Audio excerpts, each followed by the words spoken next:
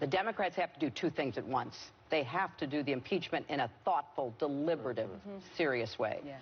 And they have to do a campaign that talks about why it would be better for Americans when it comes to health care or climate change or whatever the issue might be.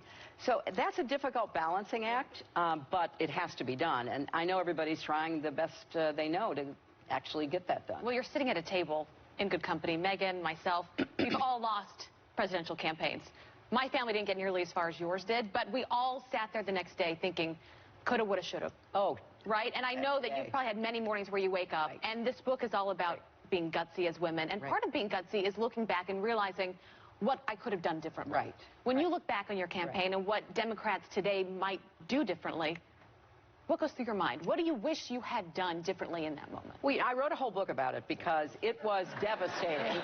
It was devastating, as it was, I know, for the McCain family and your family. I think there was more vodka involved in our election night. Well, there was vodka involved every time I traveled with your dad, I'll tell you that.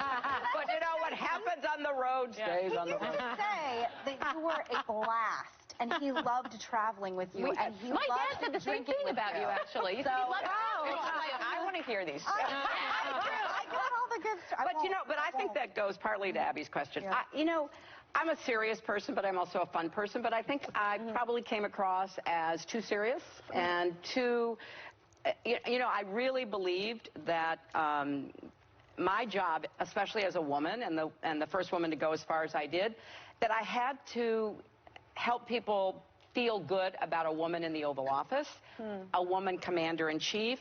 And so I may have overcorrected a little bit because sometimes people say, oh, why can't you be like that? Or why weren't you like that? You know, and I did feel a heavy sense of responsibility. And it was such that, you know, maybe I wasn't as loose or open as I could have been. So I take responsibility for everything I didn't do as well, or my campaign didn't do as well. Well, you can't take responsibility for Russia. No, but that's the issue. I really believe that there were unprecedented events in this election, the last election, I mean, that were beyond my understanding and nearly anybody else's. When we started talking in the summer of 2016 about the Russians, you know, I think most of the press and the public goes, what is she talking about? Yeah. You know, I mean, you can't go around making excuses. They didn't understand the attack that we were unfortunately suffering. So I think now, and here's what I've told all the candidates. I've said, look, you could run the best campaign. You could be the nominee, but you could still lose because, number one, you could lose with voter suppression. And you had Stacey Abrams on. Yes. And, you know, she is a champion for let everybody vote. And at the end of the day, who wins, wins, and who doesn't, doesn't. Or you could lose because of hacking and